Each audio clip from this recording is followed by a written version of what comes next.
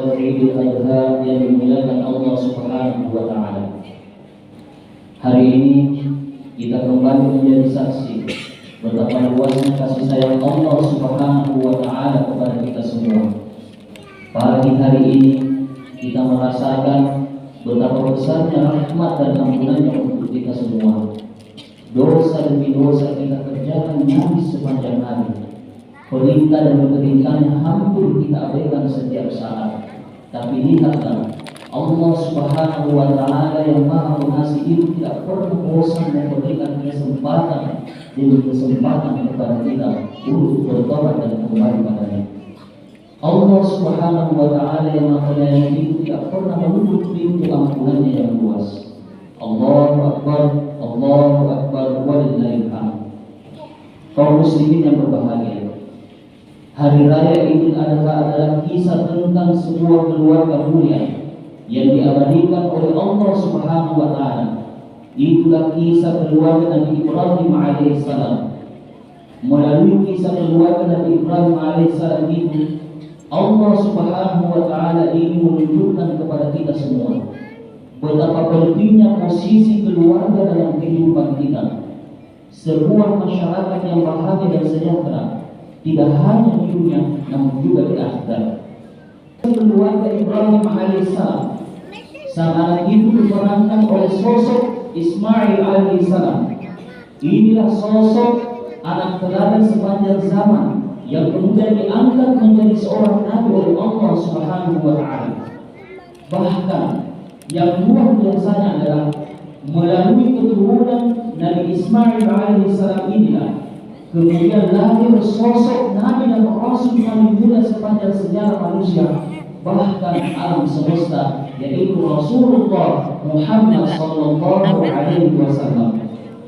Allahu Akbar, Allahu Akbar, walillahil hamd.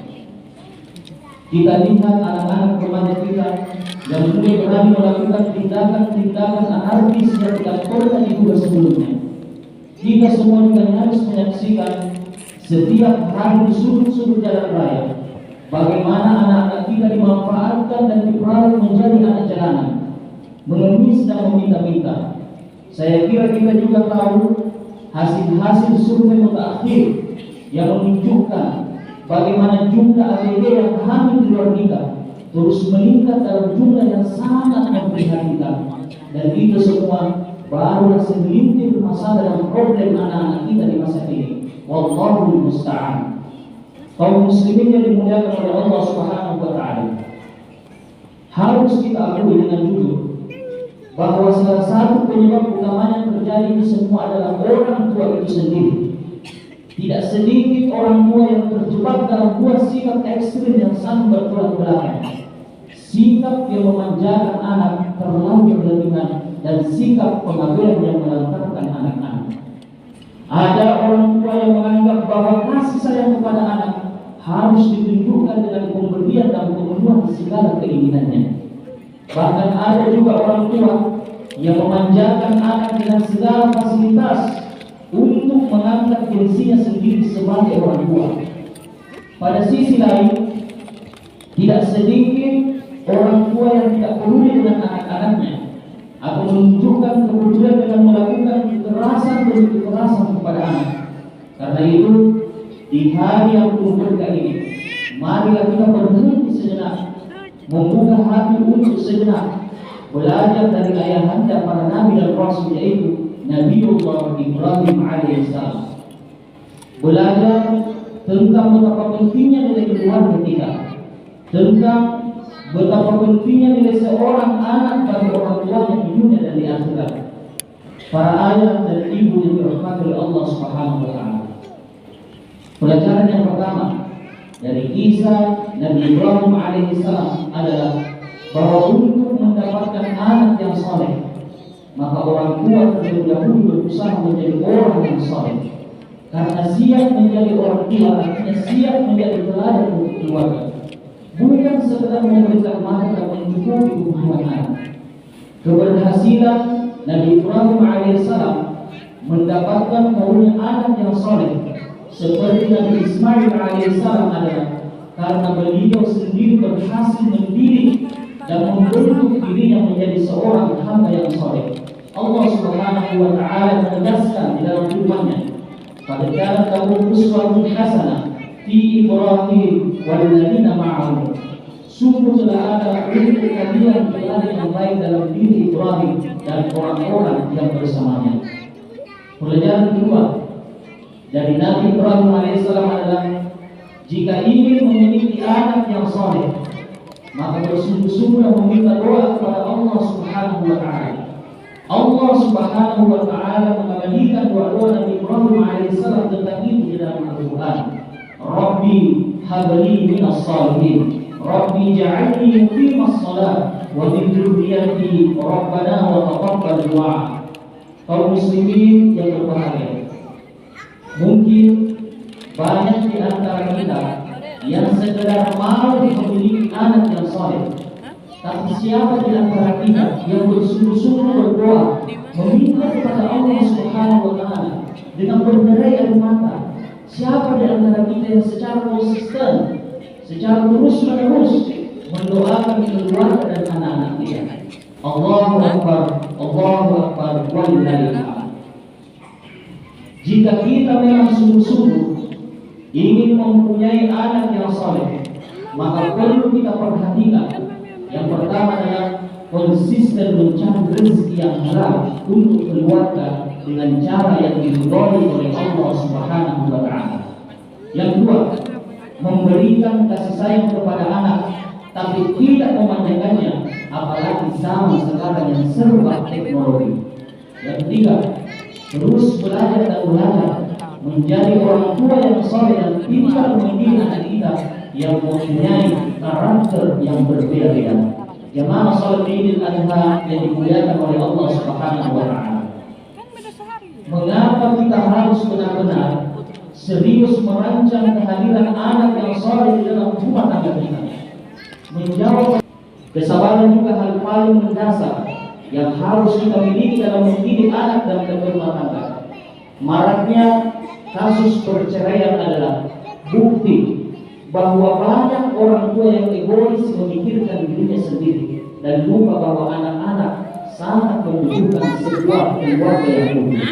Karenanya bersabarlah, karena Allah Subhanahu wa taala selalu bersama orang-orang yang bersabar. Allahu Akbar, Allahu Akbar, walillahil hamd.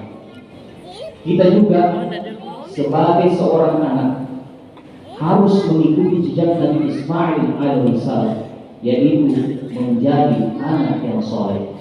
Ridallahi fi ridal walidain wa sukhtullahi fi sukhtil walidain. Keridhaan Allah tergantung kepada keridhaan orang tua, dan kemarahan Allah tergantung kemarahan orang tua. Berbahagialah kita yang masih memiliki ibu dan bapak ataupun salah satu di antaranya, terutama ibu kita. Ibu bisa membawa kita masuk surga apabila mereka sudah tua renta, tak berdaya, tergeletak, tidak bisa apa-apa. Harinya sudah tidak lagi ceria, menunggu masa seraya, menahan rasa sakitnya, ingin berbuat banyak namun sudah tidak bisa, ingin minta tolong, malu dengan anak dan menantunya. Semua ini dikubur dalam hatinya, menunggu dan menunggu siapa yang peduli dan ada kasih sayang kepadanya. Dalam kondisi seperti ini, para hadirin semua, inilah ladang amal kita yang sangat besar. Apabila kita termasuk anak yang peduli, mau meringankan beban mereka, mengurusi mereka, mengasihi, menyayangi dan meringankan beban hidupnya, maka surga balasannya. Kita harus menyadari apapun yang pernah kita lakukan selaku anak kepada orang tua kita, berapapun yang pernah kita berikan kepada mereka, demi Allah belum bisa setimpal dan jauh dari pengorbanan orang tua kepada kita. Kasih sayang mereka tidak terbalaskan dengan cinta dan penghormatan kita kepada mereka. Ingatlah masa-masa kecil kita, ketika kita tidak bisa berbuat apa-apa, kita dicium, kita digendong dan dituntun oleh mereka. Bagaimana sekarang ketika mereka yang tidak bisa berbuat apa-apa tergeletak sakit sendirian di rumah tua? Berapa kali kita menengoknya, Berapa kali kita menciumnya, menggendongnya, dan memeluknya. Berapa kali kita suapi mereka, sebagaimana dulu mereka menyuapi kita. Berapa kali kita ucapkan terima kasih kepada mereka. Berapa kali kita tersenyum kepada mereka. Berapa kali kita memeluk mereka dengan penuh kasih sayang, sebagaimana mereka memeluk kita sembari mencium kita. Oleh karena itu hadirin rahimahullah, inilah salah satu waktu yang tepat bagi kita untuk mengulurkan tangan dan bersimpuh di hadapannya. Siapa yang kedua orang tuanya sudah meninggal dunia, sedang ia mendurhakainya, kemudian ia sering mendoakan dan meminta ampun untuknya, maka dengan sebab itu ia digolongkan sebagai anak yang berbakti kepada kedua orang tuanya. Oleh karena itu, sekiranya ada waktu luang, kunjungilah makam orang tua kita. Ia pasti akan tersenyum ketika ada yang mendatangi dan mendoakannya. Allahu Akbar, Allahu Akbar, walillahil hamd. Ma'asyiral muslimin wal muslimat, sidang jamaah ada yang dimuliakan oleh Allah Subhanahu wa taala. Melalui berkaitan ayat 5 minat ayat berdzikril hakim, wa taqabbal minni wa minkum tilawatahu innahu huwas samiul alim. Allahu Akbar, Allahu Akbar, Allahu Akbar kabira, walhamdulillahi katsira, wa subhanallahi bukratan wa asila, la ilaha illallah, wallahu akbar, Allahu akbar, walillahil hamd. Alhamdulillahi rabbil alamin, wal 'aqibatu lil muttaqin, wa la 'udwana illa 'alal zalimin. Wassalatu wassalamu ala asyrafil anbiya'i wal mursalin, sayyidina Muhammadin wa ala alihi wa ashabihi ajma'in. وسلم تسليما كثيرا أما بعد فيا أيها الناس اتقوا الله الذي من اتقى ولا استدراك من عصى ومثلك من غفرة الأمر المبين فإنكم مطلوبون والمطلوب أولى بالوجه وإنكم مسؤولون والمسؤول حق بتأصيل الأمل فرحم الله أخذ في إسلام ذاته وتفصل من معانيه. قال الله تعالى أعوذ بالله من الشيطان الرجيم بسم الله الرحمن الرحيم يا أيها الذين آمنوا اتقوا الله حق تقاته ولا تموتن إلا وأنتم مسلمون. وقال إن الله وملائكته يصلون على النبي يا أيها الذين آمنوا صلوا عليه وسلموا تسليما. اللهم صل على سيدنا محمد. اللهم صل الملائكة المقربين وأنبيائك والمرسلين وأهل طاعتك جميعا واجعلنا منهم يا أرحم الراحمين. اللهم اغفر للمسلمين والمسلمات والمؤمنين والمؤمنات الأحياء منهم والأموات إنك سميع قريب مجيب الدعوات يا قاضي الحاجات.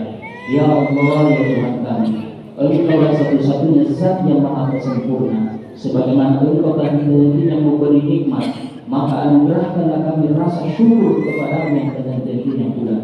Ya Allah, saat-saat yang syahdu ini, kami segenap hamba-hambamu berkumpul, bersimpuh di tempat yang suci yang penuh rahmat, menyebut namamu yang agung, berzikir, bermunajat kepadamu dengan takbir, tahmid dan tahlil. Ya Allah, ya Tuhan kami, sayangilah kedua orang tua kami.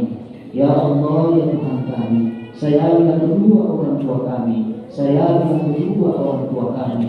Ampunilah dan ridhoilah mereka dengan keridhaan yang mengantarkan mereka pada semua jenis keridhaan-Mu, membawa tempat-tempat yang mendatangkan maaf dan ampunan-Mu, serta tempatkanlah mereka di negeri yang mulia dan aman, yaitu surga-Mu ya Allah. Ya Allah, berilah kami umur yang panjang, jika itu bermanfaat untuk orang yang banyak ya Allah. Janganlah Engkau panggil kami dalam keadaan kufur kepadamu. Matikanlah kami dalam keadaan husnul khatimah. Matikanlah kami dalam keadaan husnul khatimah. Matikanlah kami dalam keadaan husnul khatimah. Janganlah Engkau panggil kami dan orang tua kami sebelum kami sempat membahagiakan dan membanggakan mereka beserta keluarga kami ya Allah. Janganlah Engkau panggil kami sebelum kami menyelesaikan amanah yang Engkau percayakan, agar nantinya kami tidak merepotkan orang lain setelah kepergian kami. Allahumma ballighna Makkah wal Madinah wal Arafah. Ya Allah, sampaikanlah kami ke kota Makkah dan Madinah dan Arafah untuk menunaikan ibadah haji dan umrah. Warzuqna ziyarat al-haramain, berikanlah kami rezeki untuk mengunjungi dua tanah harammu, Makkah dan Madinah ya Allah. Berilah kami rezeki untuk dapat berkunjung ke rumahmu yang agung dan Rasul yang mulia di setiap tahun dengan sebaik-baik kondisi. Allahumma ja'alna wa ja'alhum hajjan mabrura wa umratan maqbula wa sa'yan mashkura wa dhanban maghfura wa tijaratan tabur. Allahumma ansur muslimin wal mustad'ifin fi Palestin. Ya Allah, tolonglah saudara-saudara kami di Palestina. Kuatkanlah keimanan dan ketakwaan mereka dan lindungilah mereka. Rabbana atina fid dunya hasanah wa fil akhirati hasanah wa qina adzabannar. Wa sallallahu ala sayyidina Muhammad walhamdulillahi rabbil alamin. Kullu 'am wa antum bi khair. Taqabbalallahu minna wa minkum taqabbal ya karim. Assalamualaikum warahmatullahi wabarakatuh.